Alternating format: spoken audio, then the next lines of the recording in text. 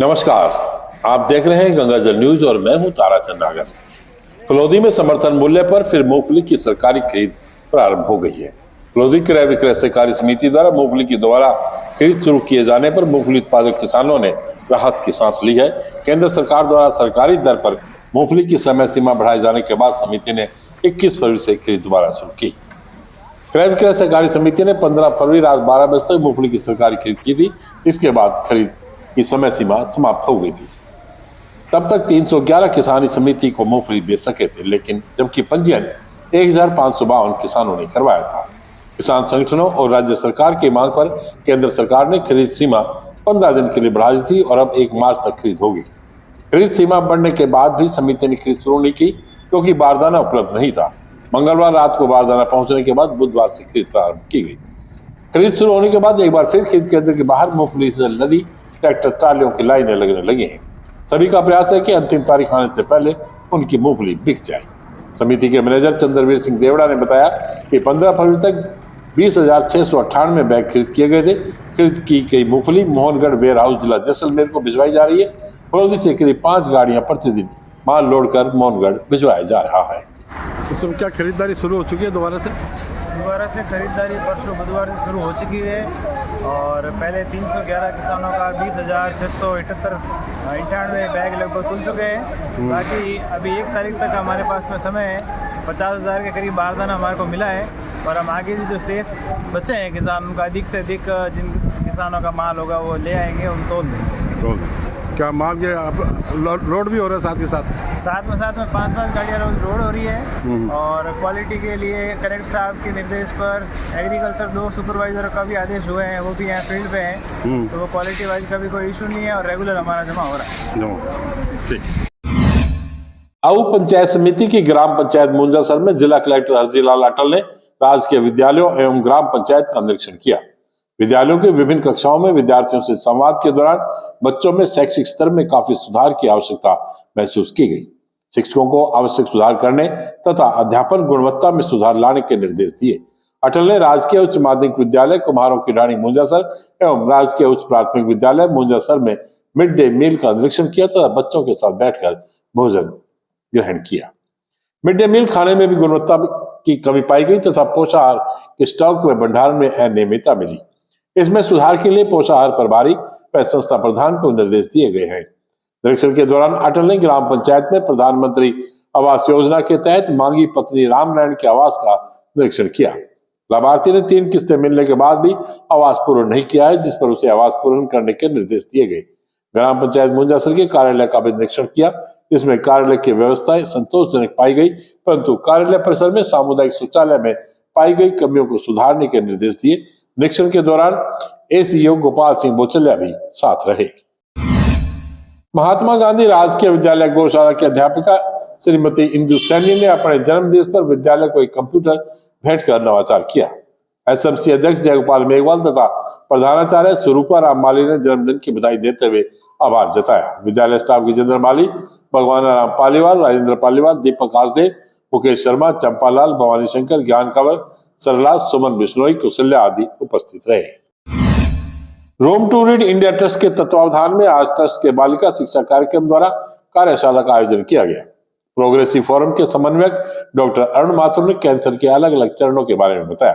प्राथमिक चरण के साथ में सर्वाइकल कैंसर, ब्रेस्ट कैंसर, मुख का कैंसर, ब्लड कैंसर आदि के शुरुआती लक्षणों के बारे में जानकारी देते हुए डॉक्टर माथुर ने कहा कि सुबह उल्टी होना, होठों का सूखना, धीरे धीरे वजन कम होना कैंसर के लक्षण हो सकते हैं। अब कैंसर जैसी बीमारी का पता लगाना मुश्किल नहीं है क्योंकि जांच करने के उपकरण व मशीनें आ गई हैं। जयपुर व बीकानेर में ऐसी मशीनें हैं जिनसे लोग जांच करवाकर स्वास्थ्य परीक्षण करवा सकते हैं।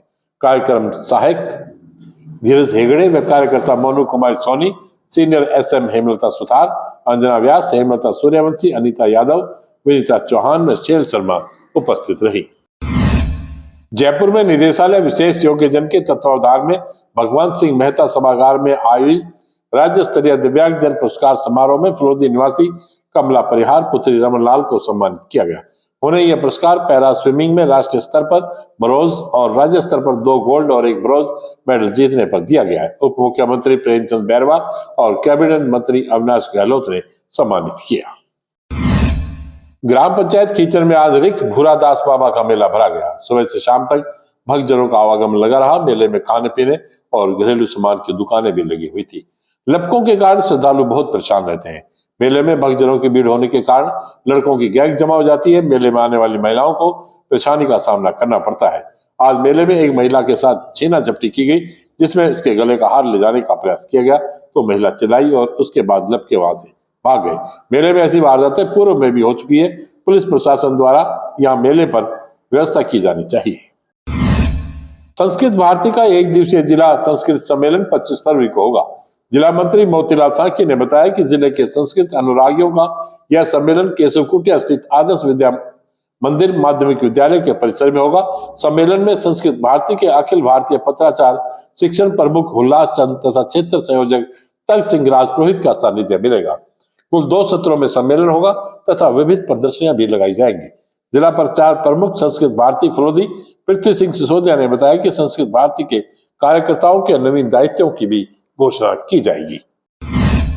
स्वावलंबी भारत अभियान एवं समाधान समूह के संयुक्त तत्वावधान में भारत उद्यमिता उत्सव में एंटरप्रेन्योर चैंपियनशिप अवार्ड के लिए फलोदी के युवा उद्यमी इंजीनियर निखिल व्यास की कंपनी वाइजन ग्रीन बॉट्स का नामांकन टॉप 10 स्टार्टअप में हुआ है।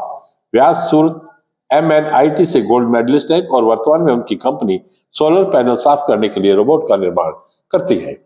व्यास ने बताया कि यह रोबोट पूर्णतः ऑटोमेटिक है और पश्चिमी राजस्थान में पानी की कमी और महत्व को देखते हुए रोबोट को ऐसे डिजाइन किया गया है जिसमें सोलर पैनल साफ करने के लिए एक बूंद पानी की भी आवश्यकता नहीं रहेगी।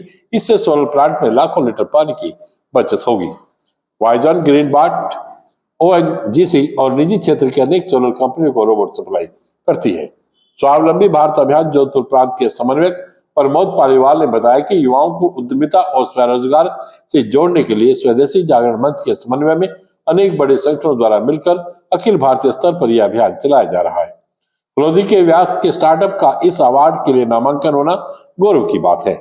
अवार्ड सेरेमनी का आयोजन 2 मार्च को भारत मंडपम नई दिल्ली में होगा। पालीवाल ने वाइजन ग्रीन बॉट्स के पक्ष में समाधान ग्रुप की वेबसाइट पर वोटिंग कर युवा उद्यमी का हौसला अफजाई करने का आग्रह किया है।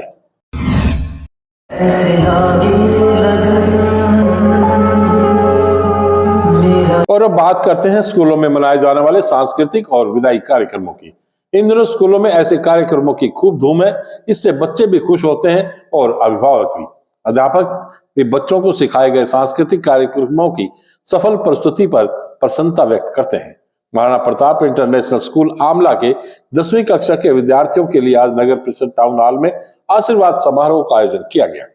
समारोह में महाराणा प्रताप इंटरनेशनल स्कूल और रेनबो पब्लिक स्कूल के फलोदी के बच्चों ने सामूहिक रूप से भाग लिया और सांस्कृतिक प्रस्तुतियां दी।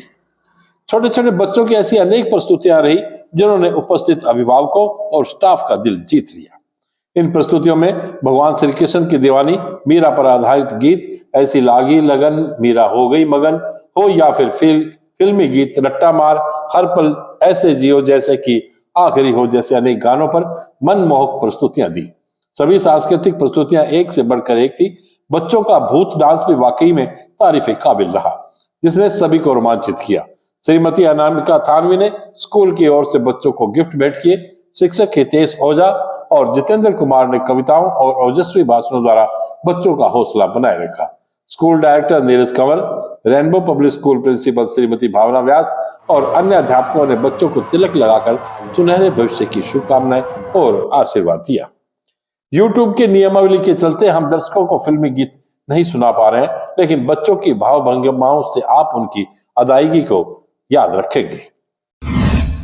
वर्ष 2047 के विकसित भारत की विकसित रेल विषय पर श्री समराथल आदर्श विद्या मंदिर खारा में ड्राइंग, पेंटिंग, निबंध एवं कविता लेखन प्रतियोगिता का आयोजन हुआ, जिसमें विद्यार्थियों ने उत्साहपूर्वक भाग लिया। चित्रकला प्रतियोगिता में पूजा प्रथम, प्रियंका द्वितीय तथा अंजू तृतीय। निबंध प्रतियोगिता में राधा कृष्ण प्रथम, सीमा द्वितीय तथा राम स्वरूप तृतीय तथा कविता लेखन में रामनारायण जगदीश प्रथम, अनिल द्वितीय एवं कृष्ण कुमार तृतीय रहा। विद्यालय स्टाफ श्री राम, दुर्गाराम, जयपाल, विक्रम, कृष्ण कुमार, अरुण तथा ओम प्रकाश जयपाल निर्णायक थे। संचालन अध्यापक शिव प्रताप ने किया। प्रधानाध्यापक आनंदाराम गोदारा ने परिणाम घोषित किए।